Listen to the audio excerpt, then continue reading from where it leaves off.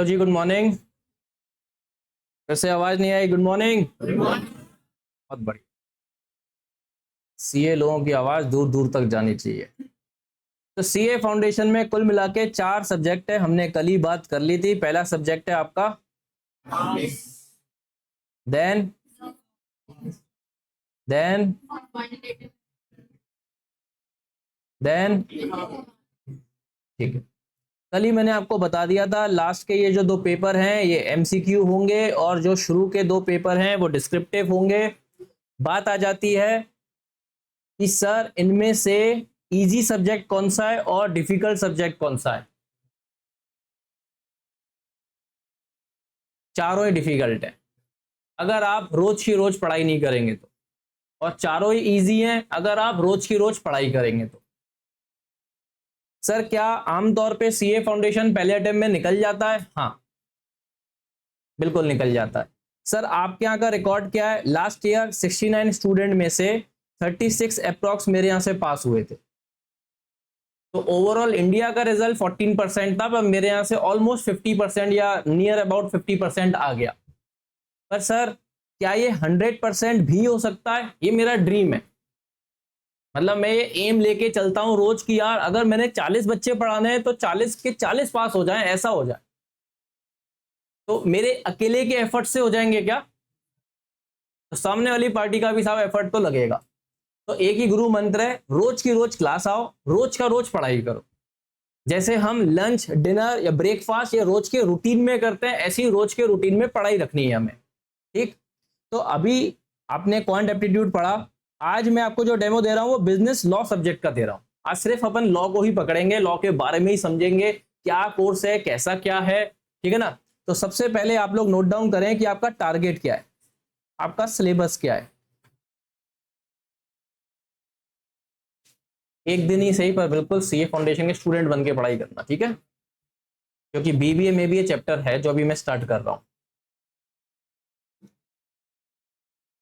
तो जिस सीक्वेंस में मैं चैप्टर के नाम लिख रहा हूं, इसी सीक्वेंस में हम लोग पढ़ाई भी करेंगे। सबसे पहले हम लोग कंपनी लॉ, कंपनी एक्ट ही उठाएंगे।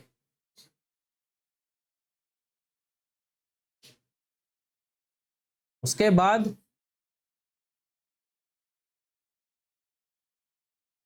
Indian contract act, then sales of goods act,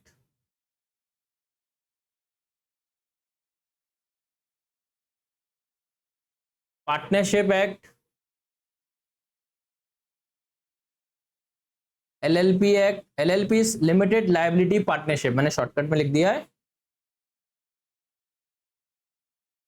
then negotiable act, negotiable instrument act है पूरा नाम। और फिर है इंडियन रेगुलेटरी फ्रेमवर्क। तो टोटल पेपर आता है 100 नंबर का। इसका वेटेज भी मैं आपको बता देता हूं। एस पर आईसीआई ही दे रहा हूं मैं, जो आईसीआई ने अपनी वेबसाइट पे दिया हुआ है। कंपनीज एक्ट बिलोंग करता है 15 से 20%। इंडियन कॉन्ट्रैक्ट एक्ट सबसे बड़ा एक्ट है, 20 से 30%।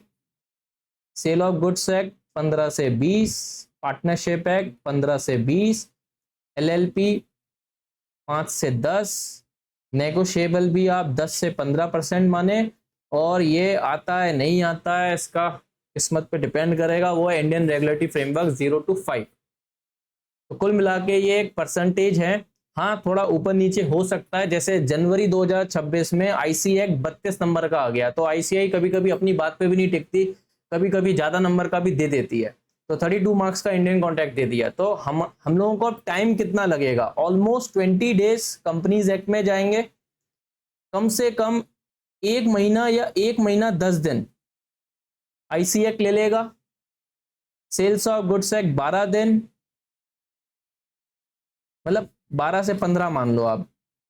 पार्टनरशिप एक्ट 10 दिन, एलएलपी 2 दिन, नेगोशिएबल 3 दिन, इंडियन रेगुलेटरी 1 दिन। तो कुल मिला के सर आपका ये सिलेबस कब तक जाने वाला है? मोटा मोटी 65 डेज आप पकड़ लो, 65 या 70 डेज। सर संडे वगैरह जोड़ लेंगे, इसमें इतने टेस्ट होंगे, ये होगा वो होगा, तो कुल मिला के आप 80 डेज पकड़ लो। और ये अच्छा है कि इस बीच में ना होली आएगी, ना दिवाली आएगी, ना कुछ आएगी। तो ये जो पीरियड है बहुत सही है। और मैं आपको बता दूं, आपके एक पॉजिटिव बात यही है कि सितंबर का रिजल्ट हमेशा अच्छा आता है, क्योंकि इसमें सबसे फ्रेश लॉट आता है जो 12th पास करके आ रहा है। तो आपके लिए जो आईसीआई की दरवाजे हैं वो थोड़ा ज्यादा खुले हुए रहेंगे। सबसे अच्छा रिजल्ट सितंबर का आता है, फिर उससे थोड़ा डाउन जनवरी का आता है, मई मंथ का बहुत डाउन आता है रिजल्ट। ये मैं अपने मन से नहीं बोल रहा हूँ, फेब 2018 की जो पास्ट हिस्ट्री है उसके हिसाब से बोल रहा हूँ। ठीक, तो ये चीज इंपॉर्टेंट है नोट करना कि कौन सा एक्ट कितने मार्क्स का आता है, तो आपको उस हिसाब से तैयारी करनी है। अब मात्र 7 चैप्टर है, तो आपको क्या लगता है लॉ में कितने क्वेश्चन आते होंगे? ये मेरे पास पेपर है जनवरी 2026 का, मतलब अभी जस्ट जो 2-3 महीने पहले ही हुआ है। तो कुल मिला के इस तरीके से पेपर आता है, 100 मार्क्स का आता है। कुल मिला के टोटल क्वेश्चन 6 होते हैं, 12 पेजेस हैं, 3 घंटे में करना है। इस तरीके से पेपर का फॉर्मेट होता है, जिसमें ऊपर ही लिखा रहता है कि क्वेश्चन नंबर 1 तो है कंपलसरी, बाकी के 5 में से 4 क्वेश्चन करना है। तो वाह, इसमें मतलब चॉइस आती है। मैं जब सीए कर रहा था, मेरा जब 2005 में अटेम्प्ट था, तो ऐसा कुछ भी नहीं था। 6 क्वेश्चन आते थे, 6 के 6 करने पड़ते थे। तुम्हारे लिए अच्छा है कि आपको 5 में से कितने क्वेश्चन करने हैं? 4। पहला क्वेश्चन है कंपलसरी, तो कुल मिला के 1 और ये 4 मतलब 5 क्वेश्चन करने हैं। हर क्वेश्चन है 20-20 नंबर का, बस। तो 5 क्वेश्चन करने हैं सर, 7 चैप्टर है, मतलब 2 चैप्टर तो आएंगे ही नहीं, ऐसा लग रहा होगा। देखते हैं। तो आप सिर्फ एक बार लेंथ देखो। आपने ऐसे क्वेश्चन इससे पहले बिजनेस स्टडीज 12th क्लास में किए हैं, जिसको बोलते हैं केस स्टडीज। तो सारा केस स्टडीज पैटर्न ही आएगा। आपने कभी भी 12th में 7 नंबर या 8 नंबर के क्वेश्चन नहीं सॉल्व किए थियोरेटिकली, तो यहां पर है। तो सर हमको क्या भर भर के लिखना पड़ेगा? वो सब मैं सिखाऊंगा। मैं सिर्फ आपको भी बता रहा हूं कि आपका विजन क्लियर हो जाए कि पेपर कैसा आता है। ये पहला क्वेश्चन है, भी कंटिन्यू है, मतलब शुरू की करीबन 7-8 लाइनें, उसके बाद और भी करीबन 12-13 लाइनें। तो कुल मिला के ये पहला क्वेश्चन यहां जाके खत्म हो रहा है। तो आपको इसको समझना पड़ेगा, केस को एनालाइज करना पड़ेगा, क्या क्या सेक्शन लग रहे हैं, किस हिसाब से हमें केस लॉ लगाने पड़ेंगे। तो उतने लेवल की लॉ में तैयारी करनी है। सेकंड क्वेश्चन आपको दिख रहा है, फिर क्वेश्चन के अंदर ही सब पार्ट्स दिख रहे हैं। ये इस बार इंस्टीट्यूट ने नया चालू किया है कि एक ही क्वेश्चन को एक ही एक्ट में 2 पार्ट में डिवाइड करके पूछ रहे हैं। इससे पहले कभी ऐसा नहीं हुआ था। ये जनवरी 26 से ही स्टार्ट हुआ है। तो मई और सितंबर में भी यही पैटर्न इंस्टीट्यूट रखने वाला है। मैं फिर से एक बार बता देता हूं। जैसे ये क्वेश्चन किसका है? सेल्स ऑफ गुड्स एक्ट का। अब सेल्स ऑफ गुड्स एक्ट में ही एक क्वेश्चन दिख रहा है, 2 क्वेश्चन दिख रहे हैं और पीछे एक और क्वेश्चन दिख जाएगा।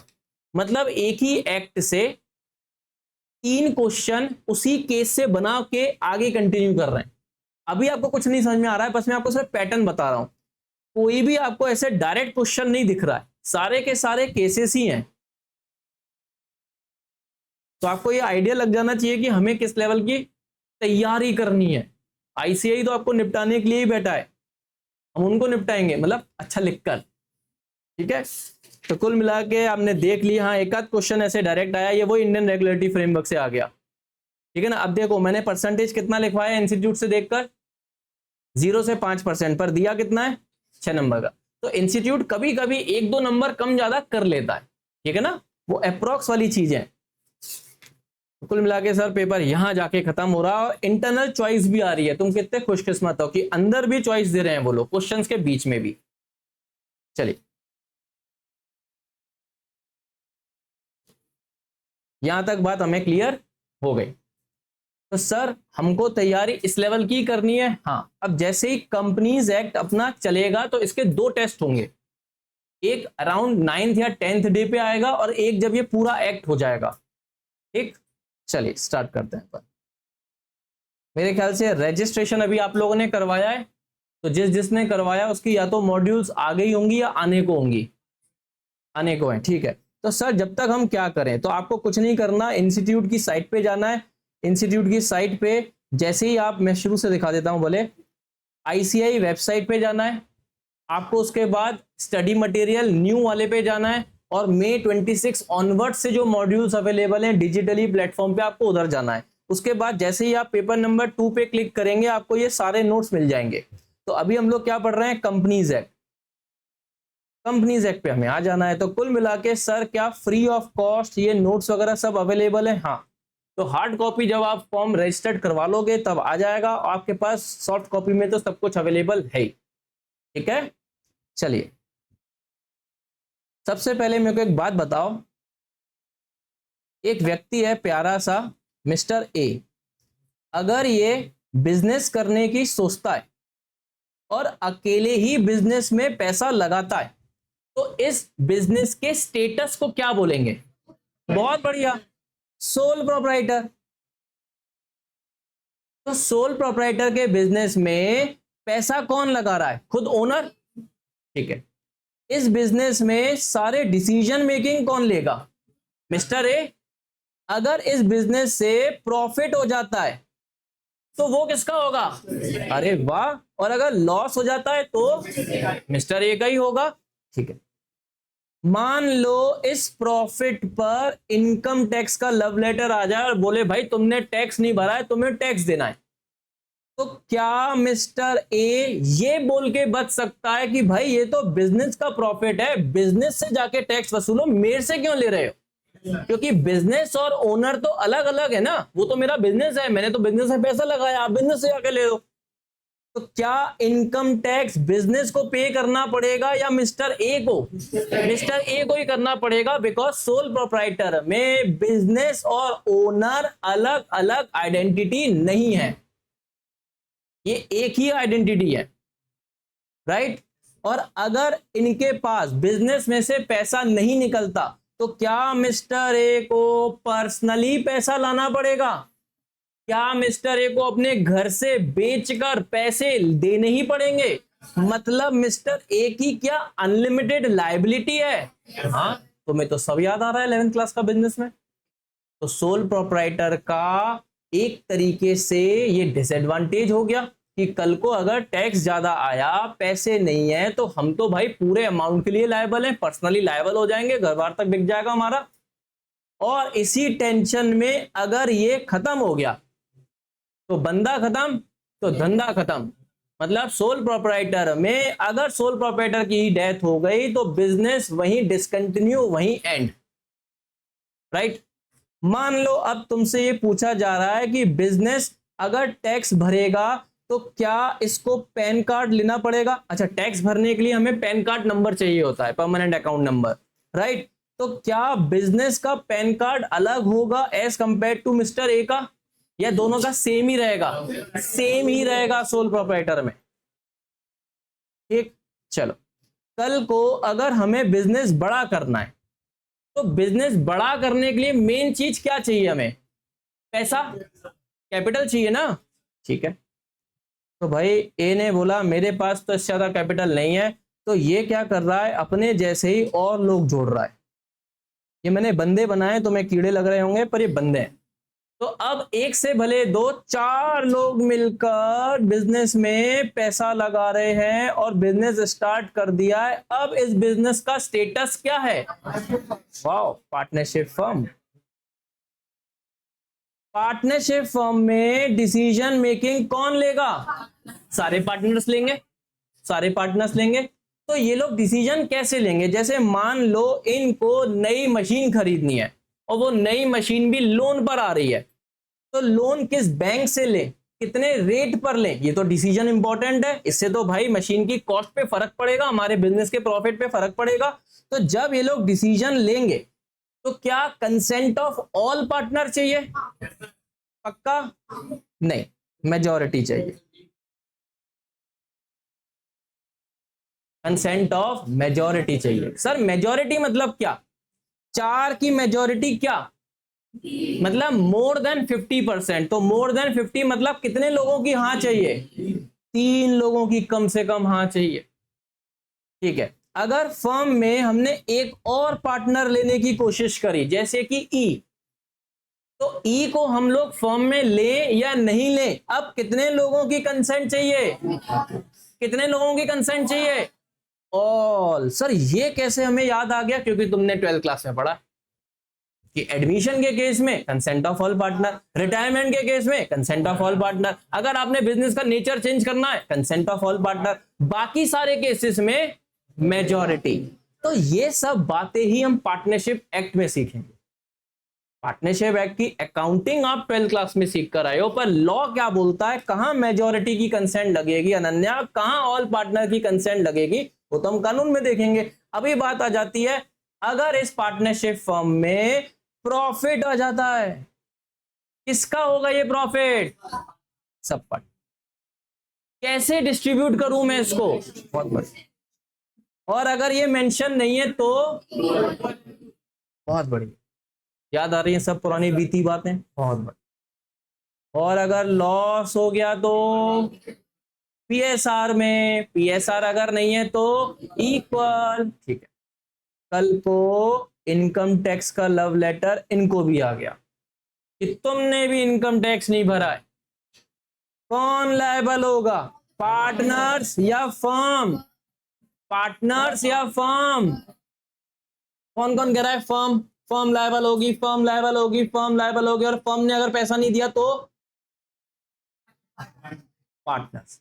अल्टीमेटली इसमें भी तो सोल प्रोप्राइटर जैसा ही हो रहा है कि अगर आप टैक्स नहीं भरोगे तो लायबिलिटी किसके सर पे आ जाएगी? पार्टनर्स की। तो यहां पर भी पार्टनर्स की लायबिलिटी अनलिमिटेड, सोल प्रोप्राइटर में भी लायबिलिटी अनलिमिटेड, पार्टनरशिप फर्म में भी लायबिलिटी अनलिमिटेड। यहां तक क्लियर हो गया? ठीक। मान लेते हैं ये बर्डन फिर से ए नहीं झेल पाया और वो मर गया। एक मिनट, वो पार्टनर मर गया, तो यहां पर बंदा खत्म?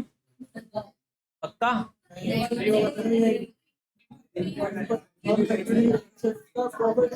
हाँ दर्शिका कुछ बोली क्या? कंसेंट ऑफ ऑल में तो मर गया, मरे हुए थे कैसे कंसेंट ले? तो consent of remaining partner, okay. बाकी लोग, बाकी लोग रेशियो चेंज। हाँ, तो अगर पार्टनरशिप डीड में ये वाली बात मेंशन है कि सर्वाइविंग पार्टनर कंटिन्यू करेंगे तो ही फर्म कंटिन्यू होगी, नहीं तो किसी भी एक पार्टनर के मरने के बाद फर्म खत्म। ठीक है, बोलो बेटा लॉस क्या? वो देखेंगे जब अपन अकाउंटिंग करेंगे, अभी तो बात कर रहे हैं अपन टैक्स की लायबिलिटी किसके ऊपर आएगी। ठीक है, तो टैक्स की लायबिलिटी फर्म अगर पे नहीं करती तो किसके ऊपर आ जाएगी? पार्टनर्स। और पार्टनर्स की भी लायबिलिटी होती है अनलिमिटेड। तो ये वाला कैरेक्टर तो सोल प्रोप्राइटर से ही मैच हो रहा कि वहां पर भी अनलिमिटेड लायबिलिटी थी, यहां पर भी पार्टनर्स की अनलिमिटेड लायबिलिटी है। मान लो बिजनेस को हमें और बड़ा करना है, और क्या चाहिए हमें बिजनेस को बड़ा करने के लिए? और क्या चाहिए बिजनेस को बड़ा करने के लिए? पैसा चाहिए। और पैसा कौन लाएगा? बंदे ही लाएंगे। तो और पार्टनर्स मैंने जोड़ लिए हैं। मान लो साहब 40 लोग हो गए, हर किसी ने 1-1 लाख रुपए की कैपिटल लगाई है, तो टोटल कितनी कैपिटल आ गई है हमारे पास?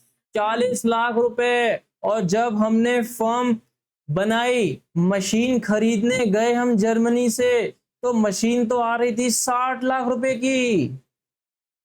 मतलब हमें अभी भी कितने रुपए की जरूरत है? 20 लाख। बैंक लोन दे नहीं रही है क्योंकि हम जानते नहीं आपको बैंक वाले ऐसा कह रहे हैं, तो हम 20 लोग और जोड़ दें, उनसे बोल दें 1-1 लाख रुपए ले आओ, तो क्या हमारे पास 60 लाख की व्यवस्था हो जाएगी? कोई दिक्कत है इस केस में? किसी को कोई दिक्कत है? फिर से देख लो, कुछ दिक्कत तो है क्योंकि बहुत बढ़िया, बहुत बढ़िया। कितने लोग हो गए ये लोग? तो पार्टनरशिप फर्म में कितने लोग हो सकते हैं? सिर्फ 50 ही। कौन सा एक्ट रोक रहा है इसको? नहीं,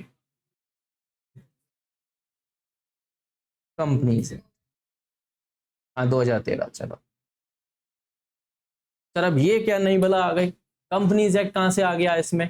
तो धीरे धीरे हम कंपनीज एक्ट में अब एंटर हो रहे हैं, तो मेरा टारगेट है एक कंपनीज एक्ट में सेक्शन नंबर 464 ऐसा बोलता है कि अगर आप 50 से ज्यादा लोग मिलकर कोई एसोसिएशन बनाते हैं, कोई ग्रुप बनाते हैं, क्यों? बिजनेस करने के लिए, तो आपको मैंडेटरी है रजिस्ट्रेशन करवाना। कहां? कंपनीज एक्ट में। तो सेक्शन नंबर 464 बोलता है 50 से ज्यादा लोग मिलकर अगर कोई भी बिजनेस करते हैं, एसोसिएशन बनाते हैं, ग्रुप बनाते हैं, तो उनको कहां रजिस्ट्रेशन करवाना पड़ेगा? तो उनको इसके अलावा और कहीं रजिस्ट्रेशन नहीं मिलेगा। मतलब पार्टनर्स लोगों को भी कहां भग के आना पड़ेगा? कंपनीज एक्ट के पास। नोट करो, ये वाली बात तुम्हारे सिलेबस से रिलेटेड है, इसलिए नोट करनी पड़ेगी। सेक्शन नंबर 464 कहता है 50 से ऊपर मिलकर अगर आप लोग बिजनेस करते हो, कोई एसोसिएशन बनाते हो, ग्रुप बनाते हो, तो आपको मैंडेटरी है रजिस्ट्रेशन करवाना। कहां पर? कंपनीज एक्ट में। एक पर इसके आ जाते हैं अब एक्सेप्शंस। एक्सेप्शंस मतलब होता है कि जहां ये वाली बात नहीं लगती। तो एक्सेप्शन बोलता है कि आने वाले 2 पॉइंट जो अभी मैं बताने वाला हूं, इसमें अगर 50 से ज्यादा लोग भी हो जाएं तब भी आपको कंपनीज एक्ट में नहीं आना है, तब भी आपको कंपनीज एक्ट में नहीं आना है। जैसे कि पहला एक्सेप्शन है HUF बिजनेस। अब ये HUF क्या है? आपने सुना हुआ है इसका फुल फॉर्म, बोलो बोलो बोलो। Hindu undivided family business. जैसे कि मान लेते हैं एक कोहली परिवार है जिसने कल 49 रन बनाए थे, उसमें टोटल 12 कपल हैं, ज्यादा बहुत बड़ी फैमिली है, इनके माँ बाप भी हैं, तभी तो 12 कपल होंगे, और हर कपल के 3-3 बच्चे हैं जो कि 18-18 साल से ऊपर हैं। तो मेरे को बताओ टोटल एक फैमिली में कितने लोग हुए? ये 2 लोग प्लस 12 कपल मतलब 24 लोग, प्लस 12 कपल के 3-3 बच्चे हैं 18-18 साल से ऊपर। अच्छा, ये मल्टीप्लाई नहीं करना है तो ज्यादा निकल जाते नहीं तो। हाँ, तो 12 कपल मतलब हर कपल के 3 बच्चे हैं, तो टोटल कितने बच्चे हो गए? 36। टोटल करो, कितने हो रहे हैं टोटल? ये तो 50 से ऊपर निकल गए, ये तो रुक ही नहीं रहते कोहली परिवार। तो क्या ये लोग फैमिली बिजनेस नहीं कर रहे हैं HUF में, या इनको कंपनीज एक्ट में ही जाना पड़ेगा? क्या ये HUF में रह के बिजनेस कर सकते हैं? क्या ये HUF में रह के बिजनेस कर सकते हैं? हाँ, आ रही बात समझ में? तो अगर एक फैमिली बिजनेस में आप 50 से ऊपर भी निकल जाओ, आपको कंपनीज एक्ट में रजिस्टर्ड करवाने की जरूरत नहीं है। अब साहब कोहली को कौन पसंद आ गया? शर्मा। इसके परिवार में अभी अभी हमने गिने कितने लोग थे? 62। ये भी पीछे नहीं थी, इनके पास भी थे 62। तो दोनों परिवार में शादी हुई, मतलब दोनों परिवार में नहीं, मतलब हाँ समझ गए।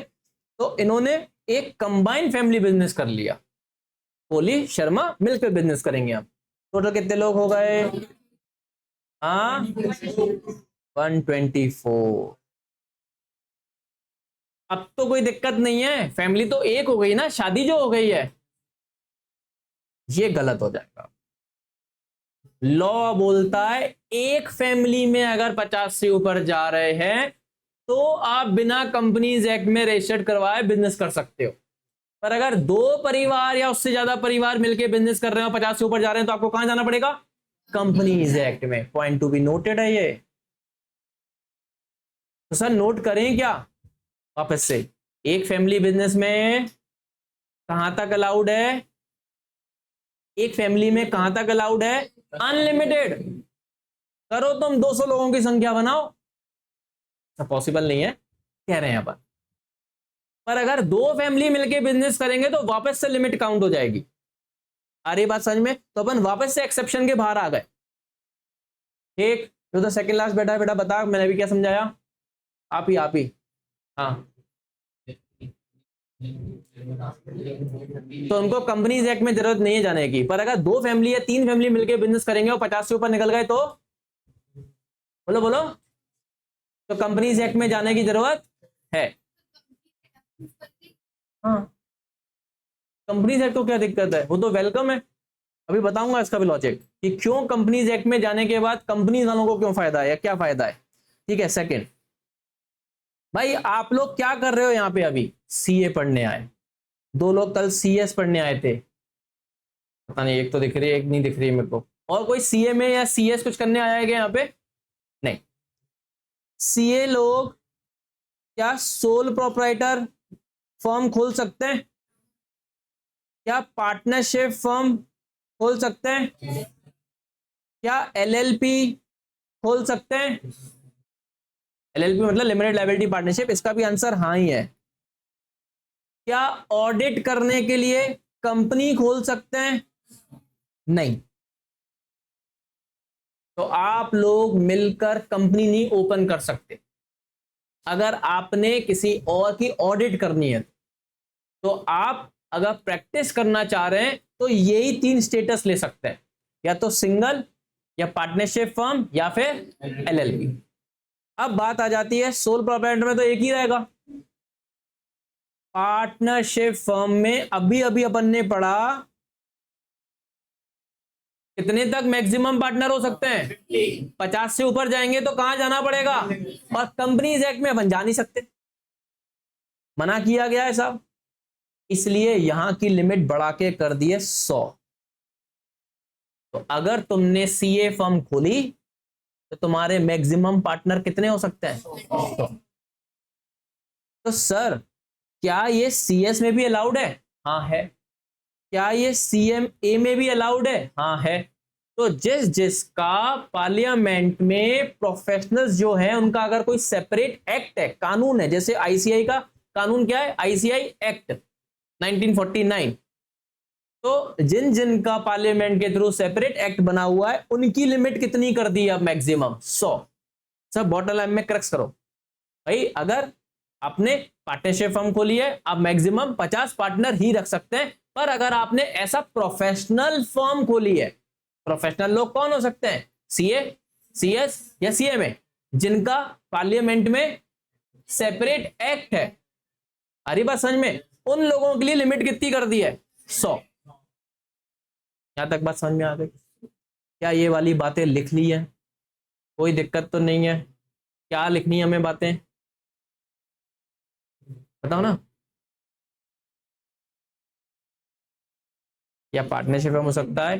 हाँ हाँ हाँ। एलएलबी में तो भाई कितनी लिमिट है? अनलिमिटेड।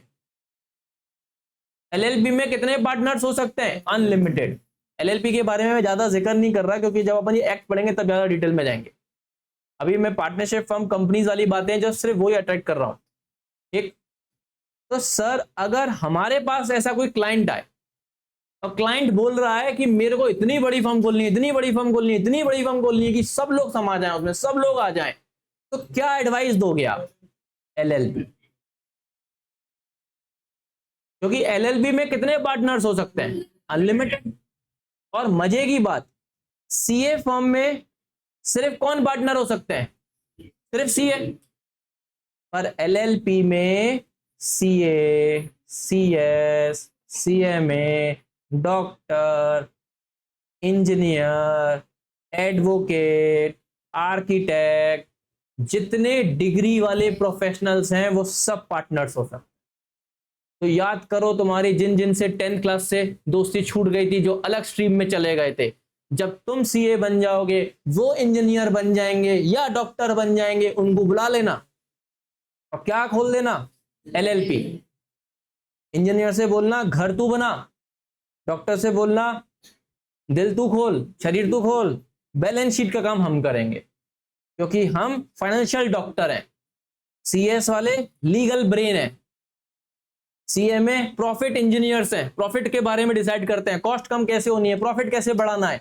तो आप प्रोफेशनल्स लोग मिलकर देश की सेवा कर सकते हैं अच्छी। सारी बात समझ में? मैं आपको ये विजन दे रहा हूं कि एलएलबी में आप उन सारे लोगों को जोड़ सकते हैं, पर वे तुम नहीं आ पाओगे इसमें। एमबीए लोग are not allowed,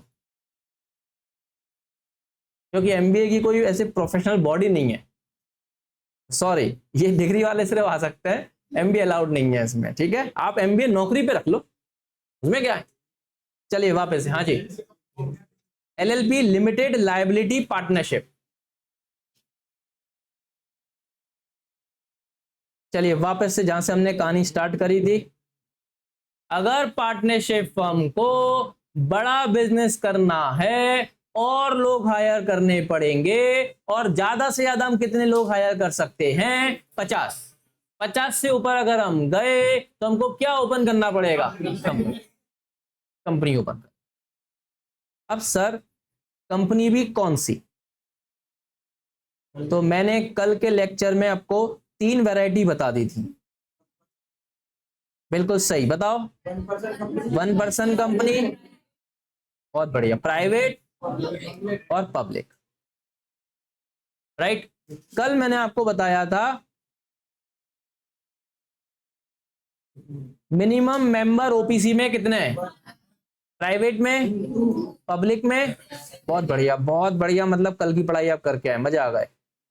maximum member 1, 200, 200, 200, unlimited.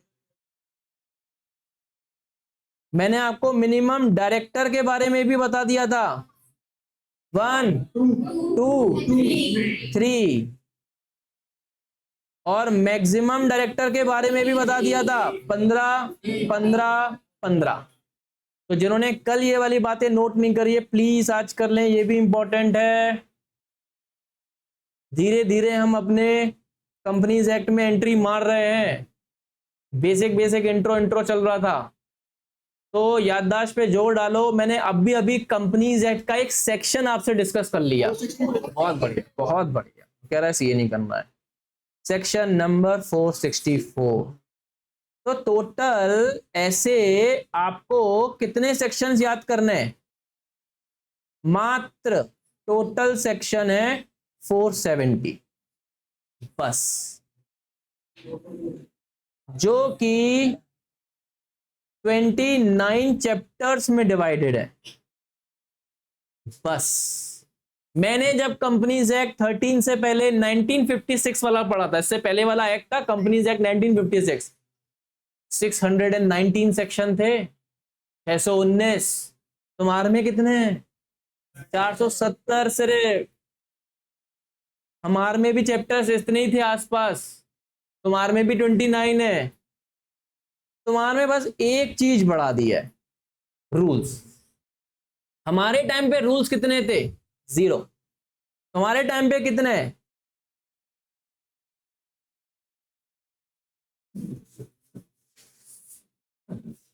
ज्यादा हो गए ना? हाँ 3500 से ज्यादा रूल्स बन चुके हैं, तो बनते ही जा रहे हैं। जैसे जैसे मार्केट में फ्रॉड बढ़ता जाएगा ना, लोग अपना दिमाग ज्यादा चलाएंगे ना चोरी का, कि कैसे कंपनी को ढाल बना के मनी लॉन्ड्रिंग कर लें, ब्लैक व्हाइट से व्हाइट मनी कर लें, टैक्स की चोरी कर लें, वैसे वैसे रूल्स बनते चले जाएंगे बनते चले जाएंगे। और इतने बन रहे हैं कि पिछले 13 साल में 3500 से ऊपर रूल्स निकल गए।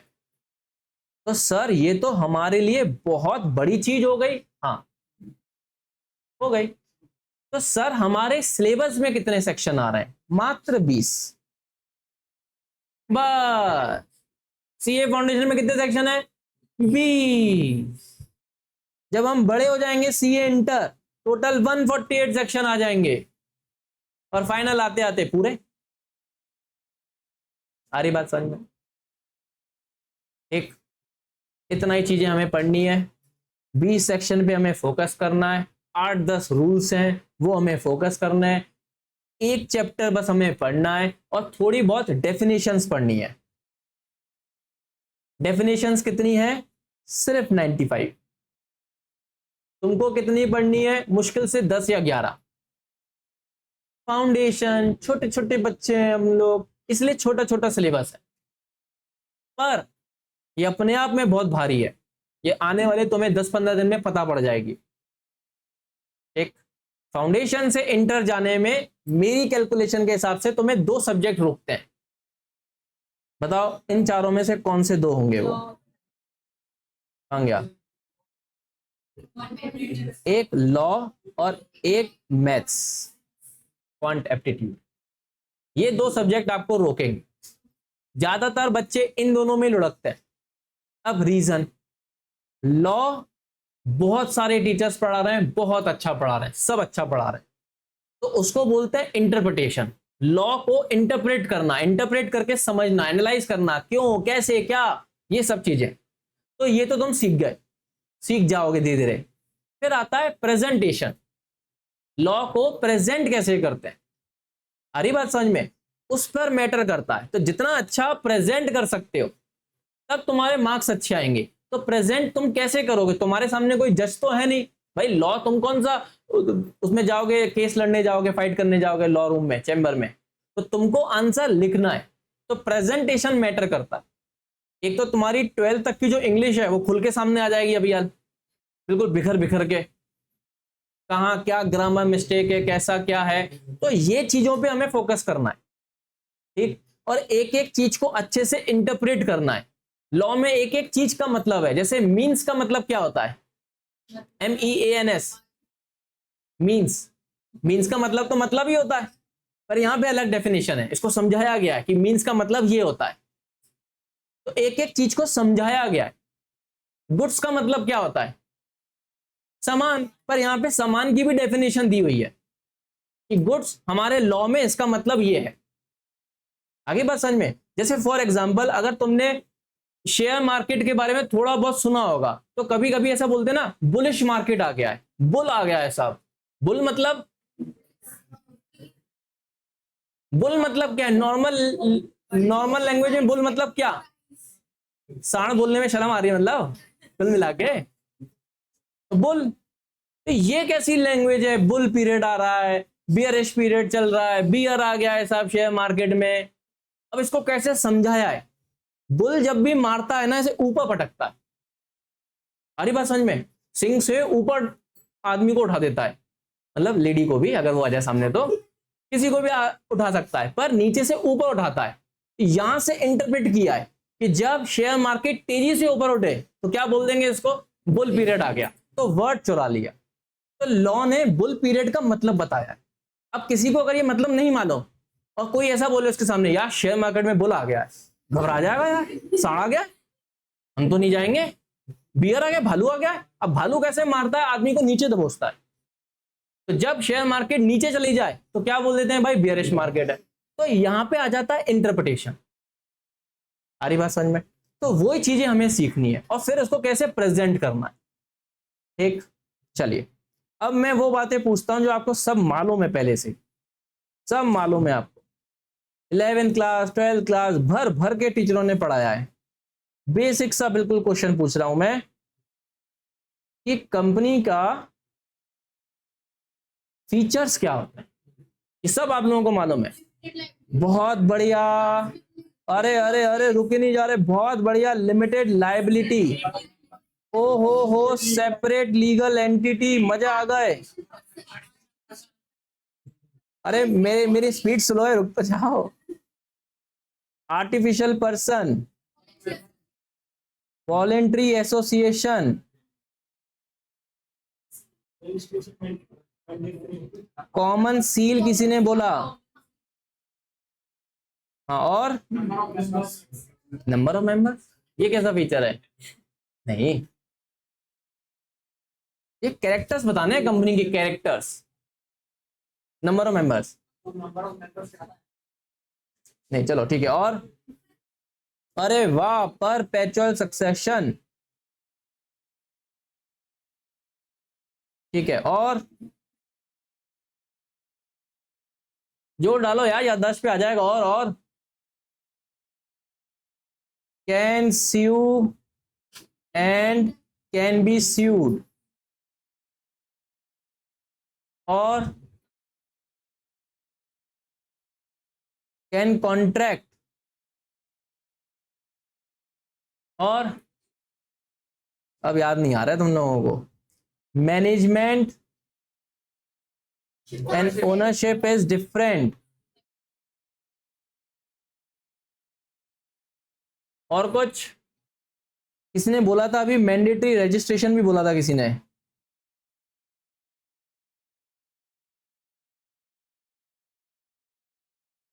ठीक है। और काफी है। अब इन 10 पॉइंट में से ऐसे बहुत सारे पॉइंट हैं जो आपको ऑलरेडी आते भी हैं। हाँ तो बोल दिया, अब तो फंस गए। क्या होता है लिमिटेड लायबिलिटी मतलब? कंपनी में पार्टनर्स तो नहीं होते हैं, तुमने बोला पार्टनर्स की लायबिलिटी।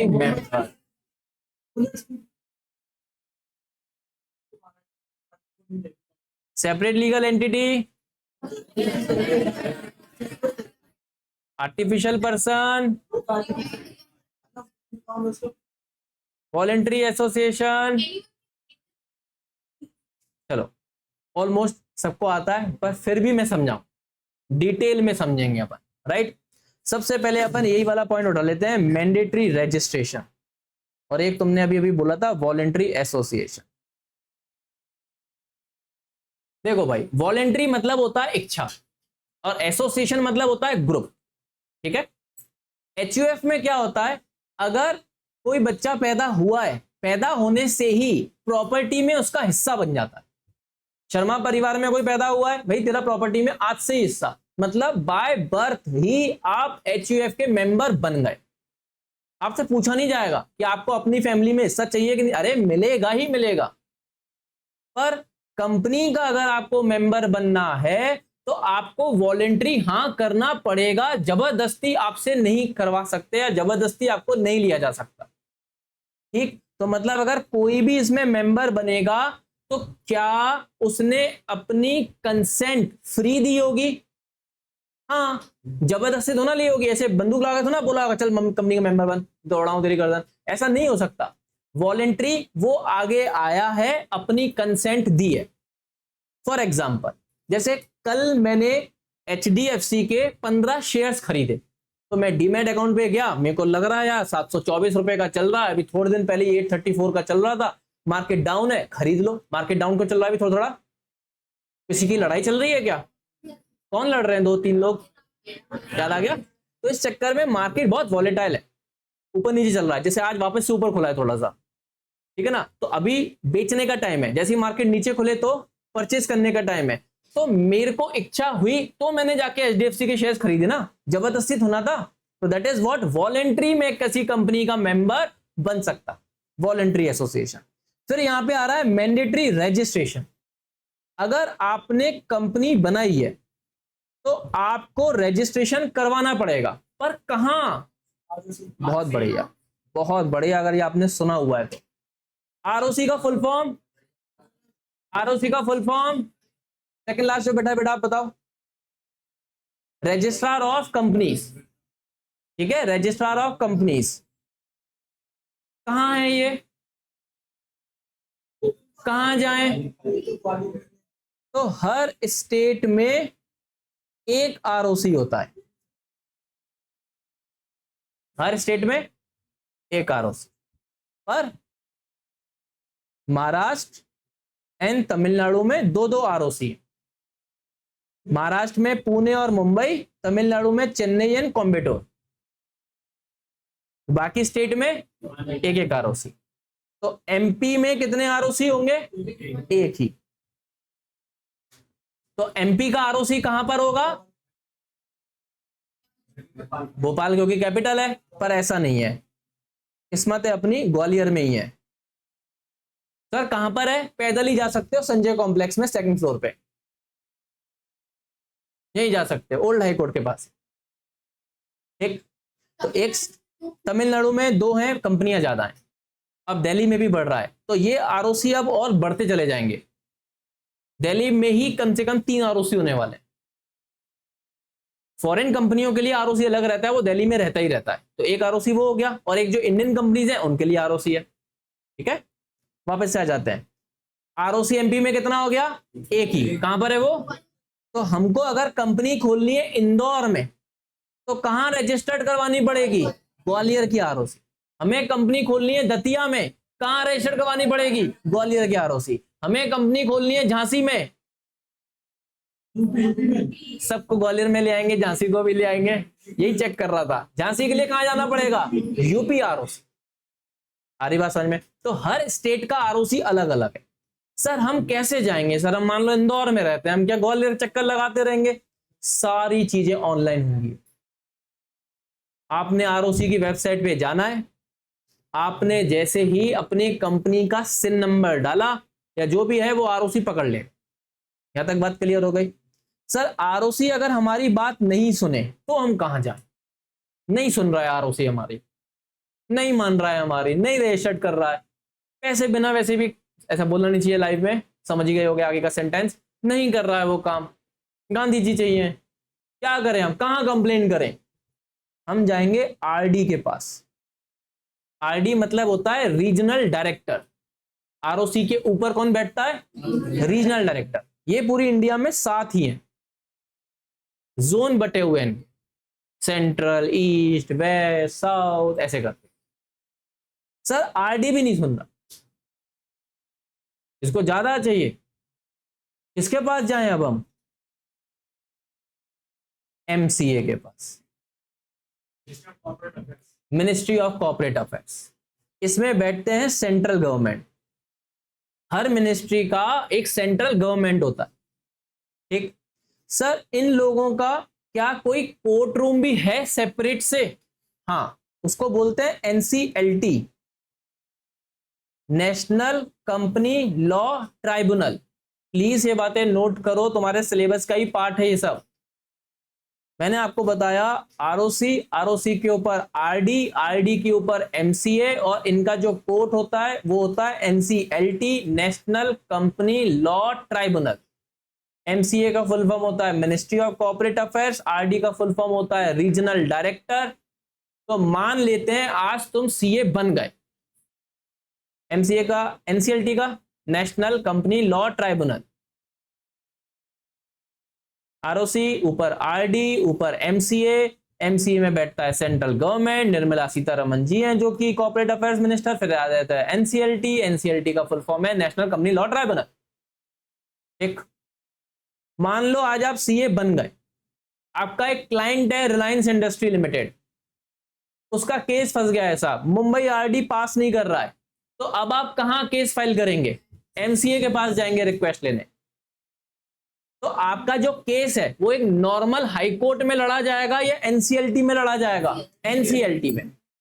तो सर इसके बारे में भी थोड़ा थोड़ा जिक्र करो। जैसे हर एक स्टेट में एक हाई कोर्ट होता है,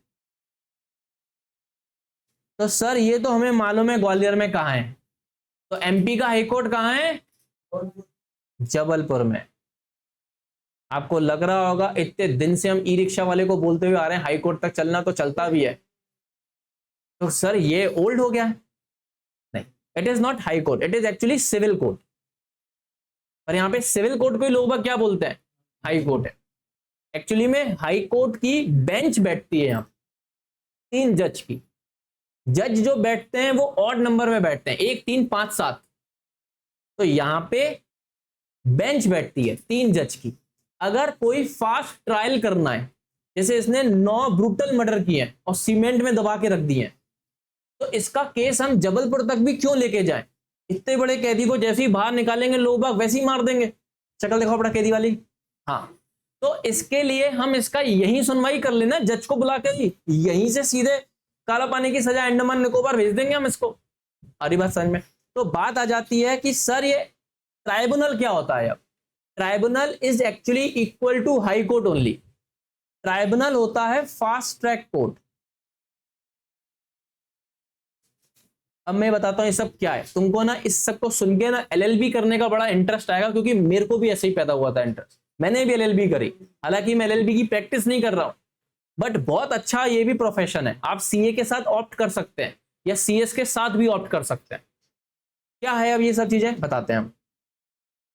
तुमने ऐसे मूवीज में सुना होगा कि कोर्ट में तारीख पे तारीख लगती रहती है, क्योंकि कोर्ट में जो केस डिसाइड होते हैं वो फीफो बेसिस पे होते हैं। फीफो बेसिस मतलब होता है जो पहले केस आया होगा वो ही पहले सॉर्ट आउट होगा। तो अगर कोई अप्रैल 2025 में केस आया है और तुमने आज अप्रैल 2026 में कोई केस फाइल किया है, तो पहले कौन सा सॉर्ट आउट होगा? अप्रैल 25 वाला। तो तुम्हारी की तो तारीख आगे मिलती चली जाएगी, पर तुम्हारा वाला केस ज्यादा इंपॉर्टेंट था। क्या करें? तो जब सिलेक्टेड सेक्टर के केसेस थोड़ी प्रायोरिटी पे सॉल्व करने हैं, तो उनका अलग से क्या बना लेते हैं? ट्राइब्यूनल्स। जैसे ये काय का ट्राइब्यूनल है? कंपनी लॉ का। तो जितने भी कंपनी लॉ के केसेस होंगे, कंपनी लॉ के स्कैम होंगे, डायरेक्टर ने कोई कंपनी के साथ फ्रॉड किया है या कंपनी ने किसी के साथ फ्रॉड किया है, तो ये सारे केसेस कहां लड़े जाएंगे? एनसीएलटी में। तुम भी बड़े होके जॉब कहां करोगे? कंपनीज में। एनसीएलटी में नहीं, कोर्ट है। तुम भी जॉब्स कहां करोगे? कंपनी में। तो तुम जब सामने टेबल पे ऐसे 25 करोड़ रुपए देखोगे और तुमसे बोला जाएगा बैलेंस शीट साइन कर दो आंख बंद करके, तो तुम क्या कहोगे? 2 करोड़ और बढ़ा दो, चलो 27 करोड़ कर दो। साइन तो तुम करोगे। चलो 30 करोड़ रख दिए, कितने में झुक जाओगे? 30 में तो हाँ 25 में भी झुक ही जाएंगे, ठीक है 25 से ज्यादा ही हो गए थे ना सर, ऐसे दिन हम देखने वाले हैं शायद। तो वो हमारा जमीर आंसर क्या देता है, नहीं तो तुमको भी ऐसे कोचिंग क्लास ही पढ़ानी पड़ेगी घूम फिर के, ठीक है ना। तो ऐसे ऑफर्स आ जाएंगे तुम्हें। अब 25 करोड़ में तुम्हें साइन करना है। तुम इसमें आ जाते हैं, रिकॉर्ड हो रहा है सब।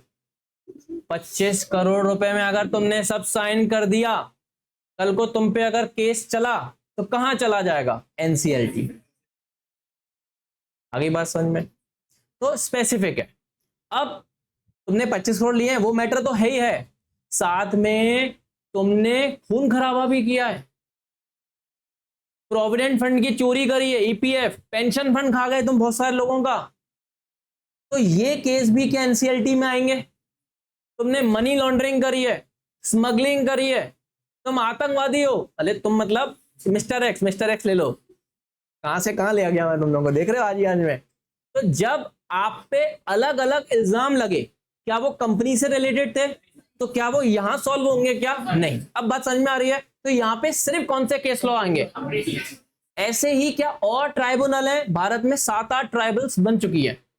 ईपीएफ ट्राइब्यूनल अलग है, प्रोविडेंट फंड ट्राइब्यूनल। तो जब भी एम्प्लॉइज का प्रोविडेंट फंड या पेंशन का कोई मैटर होता है तो वो कहां केस लड़ा जाएगा? हाँ, दिल्ली में जैसे एक बहुत बड़ा रेप का केस हुआ था, निर्भया हत्या, है ना, तो वो केस के लिए भी ट्राइब्यूनल अलग बना दिया गया है कि अगर माइनर या पॉक्सो एक्ट की कोई घटना है तो उसके लिए यहां लड़ा जाएगा केस, जिसका जजमेंट 6 महीने उससे अंदर ही आ जाएगा। अभी डबरा के कल एक इंसान को फांसी की सजा हुई है, डबरा का ही था, 7 ईयर छोटी बच्ची के साथ गलत काम किया तो उसको फांसी की सजा हुई, तो उसके लिए पॉक्सो एक्ट का ट्राइब्यूनल अलग है जो इजी जल्दी जजमेंट देता है। नहीं तो उससे क्या होगा? केस पे केस, तारीख पे तारीख, आते आते आते आते आते उसको फांसी की सजा दे रहे हैं 75 साल की उम्र में। अरे वो तो वैसे ही मरने वाला है, अब तुम उसको फांसी की सजा दे रहे हो तो उसको तो सजा लगी नहीं ना एक तरीके से। तो इसलिए ऐसे ट्राइब्यूनल्स बनाए जाते हैं जिसपे एक्ट मतलब जिसपे केस फास्ट ट्रैक तरीके से सॉल्व किया जाए। तो ट्राइब्यूनल का मतलब पता पड़ गया। कल को तुमने अगर एलएलबी कर ली, सीएस भी कर लिया, चार्टर्ड अकाउंटेंट भी बन गए, तो क्या तुमको कंपनीज की नॉलेज ज्यादा हो गई? तो एनसीएलटी जो जज ढूंढता होगा किस लेवल के ढूंढता होगा? इसी लेवल के कि बंदे ने सीए किया है यार, सीएस किया है, एलएलबी कर ली, बार काउंसिल का एग्जाम निकाल लिया, सिविल जज का एग्जाम निकाल लिया, इसको जज बनाओ। और तुम सोच लो जरा, अगर तुम हाईकोर्ट लेवल के जज बन गए तुम्हारी रेपो क्या होगी? तुम अगर एंट्री मारोगे मेरे को पहले उठना पड़ेगा, सलाम सर, सर सर आइए, सर आइए सर। बात समझ में आ रही है? तो विजन इतना बड़ा रख लो, कहीं ना कहीं तक तो पहुंच ही जाओगे।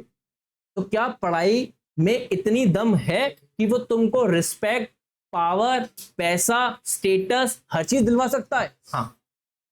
और तुम्हारी जो उम्र है ना 18 से 23-24 साल, इसी बीच में या तो तुम बनोगे या बिगड़ोगे, तुम्हारे हाथ में ही है। या तो फैमिली बैकग्राउंड इतना बड़ा हो कि तुम्हें स्टार्टअप करने के लिए वो फंडिंग कर दे कि ले यार 50 लाख ले जा, तो यार कोई बिजनेस स्टार्ट कर, रेस्टोरेंट खोल, तो बात समझ में आ रही है, तुम तुम्हारे पैशन को फॉलो कर लोगे। पर अगर ऐसा नहीं है तो अमीर होने का सबसे सिंपल रास्ता क्या है? अच्छी पढ़ाई, जोरदार पढ़ाई करो। 23, 22, 24 जितने साल में भी तुम डिग्री लेके बाहर निकल रहे हो, जॉब करो। पक्की बात है 15 लाख, 18 लाख, 20 लाख का पैकेज है तुम्हारे हाथ में, 2-3 साल पैसा इकट्ठा करो, फिर अपने पैशन को फॉलो करो। फिर जाओ, तुम लोग को मन है क्रिकेट खेलने का, जिम जाने का, वर्ल्ड टूर कर, मतलब जब तक लड़ाई खत्म हो जाए फिर वर्ल्ड टूर पे जा रहे हैं अपन, करो। वापस से आ जाते हैं इधर ही, घूम लिया, अब वापस इधर आ जाते हैं। क्योंकि एक ही चीज दुनिया में सबसे सस्ती है, सपने देखना। तो देख लिया अभी अपन ने बैठे बैठाए। वापस से आ जाते हैं। तो हम लोग ने अभी दो फीचर्स पे ही बात करा है, पहला वॉलेंट्री एसोसिएशन और दूसरा मैंडेटरी रजिस्ट्रेशन। तो कंपनी को रजिस्ट्रेशन कहां करवाने जाना है? आरओसी में। कितने आरओसी होते हैं? एक स्टेट में एक ही आरओसी होता है। आरओसी के ऊपर, आरडी के ऊपर, एमसीए के ऊपर। सर एमसीए के ऊपर भी कुछ है क्या? एनसीएलटी तो है, एनसीएलटी के भी ऊपर है क्या कुछ? Supreme court. सब आता है, कह रहा है सीए नहीं करना। सुप्रीम कोर्ट कितने हैं इंडिया में? एक ही है। कहां है? एमपी में नहीं है, दिल्ली में है। हाँ दिल्ली, दिल्ली। ठीक है सर। सुप्रीम कोर्ट के ऊपर भी कुछ है क्या? नहीं। ब्रह्मा जी, विष्णु जी और शिव भगवान। फिर तो हिसाब सीधे ऊपर ही होगा, अलग लेवल का हिसाब होगा फिर वो। ठीक है। सुप्रीम कोर्ट तक भी तुमने अगर अपने पैसे चलवा दिए, ऊपर नहीं चलते पैसे, ऊपर तो कर्म चलते हैं। ठीक है।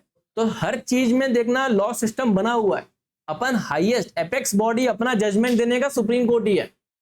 चलिए जी, तो दो फीचर मेरे ख्याल से आपको समझ में आ गया। एक फीचर आज और एक और पकड़ लेते हैं अपन। कॉमन सील ही बता देता हूं, बहुत इजी सा है।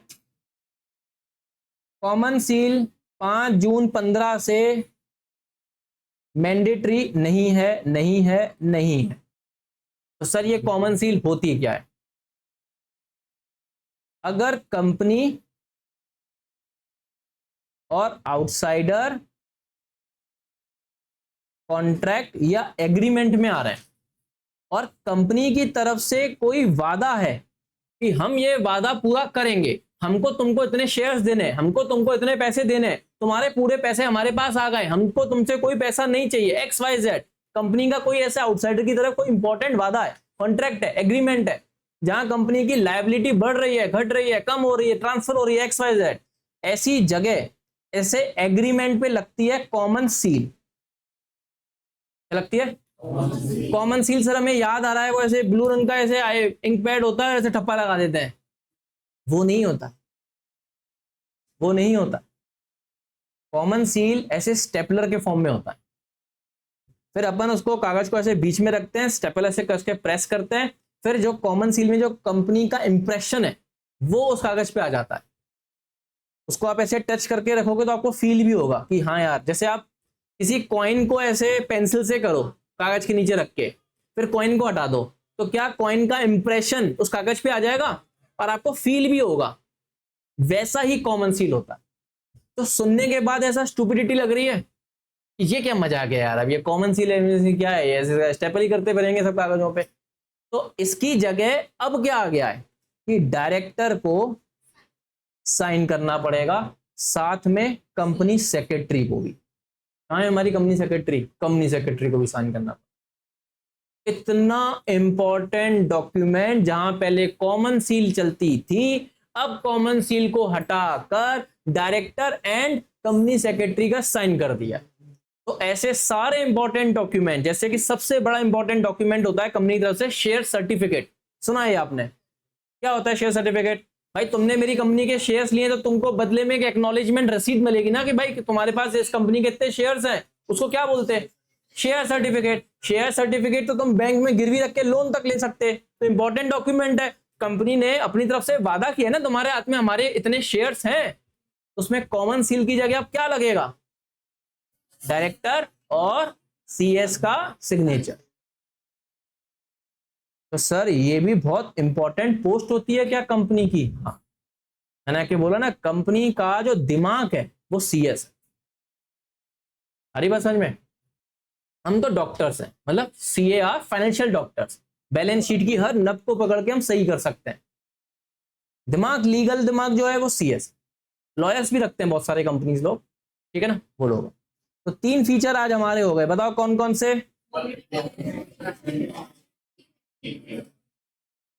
एक वापस से एक सेक्शन मैंने आज तुमसे डिस्कस किया था, क्या बोलता है वो? 464 क्या बोलता है? 50 से ऊपर अगर आप मिलके बिजनेस करते हैं तो कंपनीज एक्ट में रजिस्ट्रेशन करवाना कंपल्सरी, पर दो एक्सेप्शन भी थे इसके। मान लो तुम लोग मिलकर 60 लोग हो गए, फर्म में तुम रजिस्टर्ड करवा नहीं सकते, क्यों? 50 से ऊपर है, और कंपनीज एक्ट में तुमने रजिस्ट्रेशन करवाया नहीं, अब तुम कर रहे हो बिजनेस, तो क्या होगा? इसको बोलते हैं illegal association. If you have not registered with Companies Act, you will be considered as illegal association। Note करना पड़ेगा पहली बात। क्वेश्चन ऐसा आ सकता है, what is illegal association in Companies Act? So illegal association is an association of person more than 50 who have not registered with Companies Act. They will be considered as illegal association. They will be penalized। उन पे fine लगेगा। कितना fine लगेगा? Up to ₹1 lakh पर member.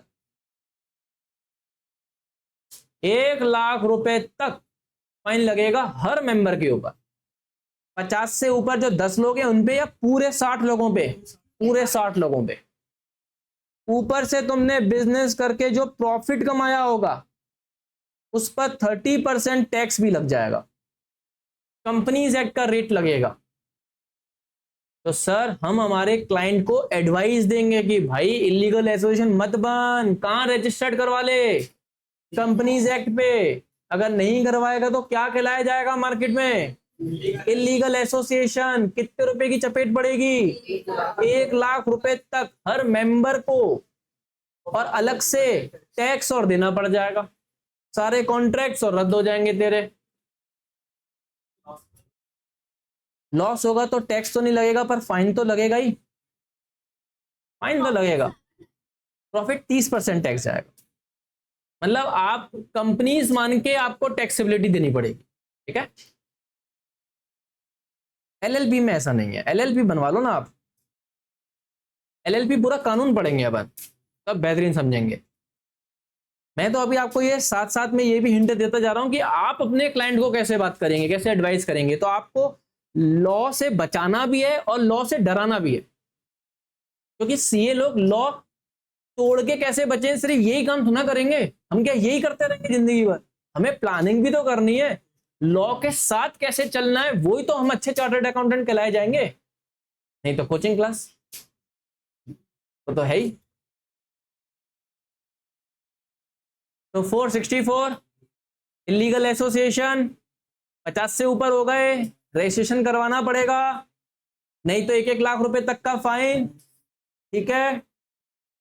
और झेल पाओगे तो मैं और कंटिन्यू करूं या इतने पे ही रुकूं? जरूरी नहीं है ऐसा। 20 दिन कल मैं टाइम लेके आया हूं आराम से, ठीक है ना? 20 दिन में अपन चलेंगे। कल आप लॉ के साथ साथ अकाउंट्स का भी डेमो अटेंड करेंगे अब, और फिर परसों से अपन फुल फ्लैश 4 घंटे पढ़ेंगे। अभी 2 घंटे पढ़े, कल 3, परसों 4, और फिर परसों से अब 4-4 घंटे पढ़ेंगे। तो सर जब हम 4 घंटे पढ़ेंगे तो बीच में ब्रेक होगा? हाँ होगा। आपको टीवी दिखाई जाएगी, आपको जो चैनल देखना है, आईपीएल मैच देखना है आप देखो। साथ में अपने अपने घर से ब्रेकफास्ट का एक डिब्बा लेके आएंगे हम लोग, जैसे स्कूल में लेके जाते थे। 10 मिनट के लिए आप लोग खुद की एक गैदरिंग टीम फैमिली बनाओगे, क्योंकि आप ही आगे चल के चार्टर्ड अकाउंटेंट बन के अपनी ही एक फर्म खोल सकते हो, एलएलपी खोल सकते हो। यहीं से तो तुम पार्टनर ढूंढोगे। मैं बिजनेस के पॉइंट ऑफ व्यू से कह रहा हूं। हाँ, एक कल अपन ये बाकी के पॉइंट डिस्कस करेंगे। कितने बजे आना है कल? 9 बजे ही आना है, ठीक है? बाय।